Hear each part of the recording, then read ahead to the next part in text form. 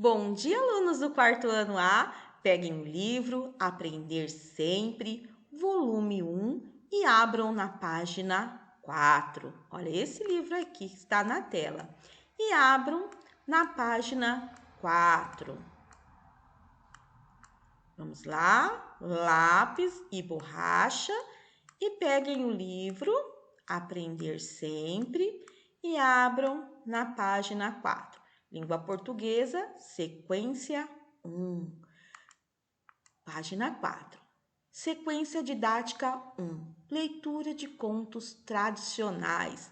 Vamos retomar alguns contos conhecidos, conhecer outros e conversar um pouco sobre as características dos contos e de alguns personagens.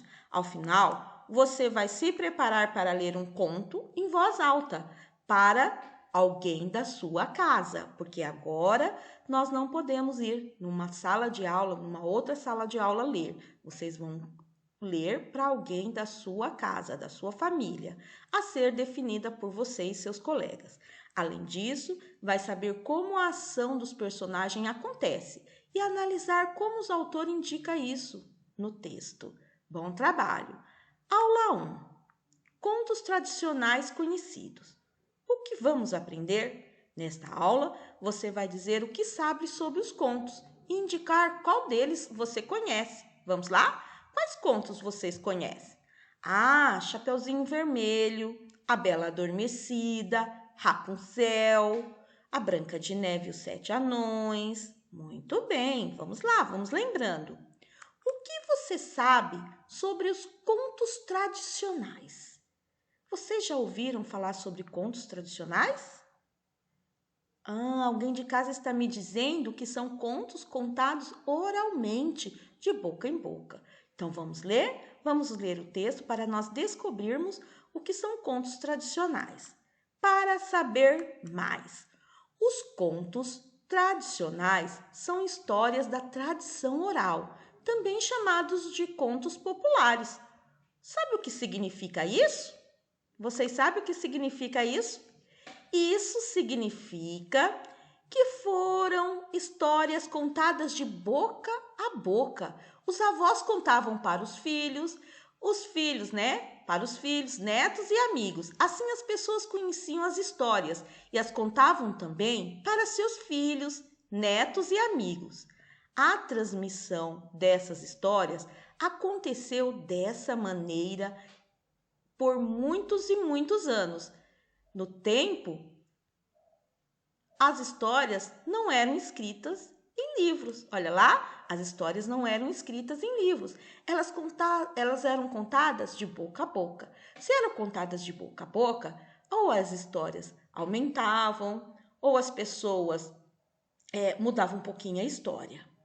Depois de algum tempo, de muito tempo, várias dessas histórias foram registradas em livros. Os autores de contos tradicionais mais conhecidos são Charles Perrault, os irmãos Grimm, Jacob Grimm, William Grimm e Hans Christian Andersen. Diferente dos irmãos Grimm e Perrault, Andersen criava as histórias. Essas histórias são muito apreciadas até hoje por crianças e adultos, porque tratam dos medos, desejos, angústias, enfim, dos sentimentos das pessoas. Embora sejam muito antigos, os contos continuam sendo recontados em livros por outros autores que muitas vezes fazem modificações das histórias. Então, tem muitos autores que eles fazem as modificações nas histórias, mas não mudam totalmente a história, faz algumas modificações. Os contos de fadas fazem parte dos contos tradicionais.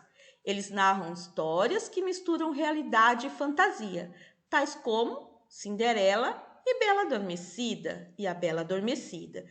Esses contos que encantam pessoas de todas as idades têm origem remota e nem sempre foram contados da forma como conhecemos hoje.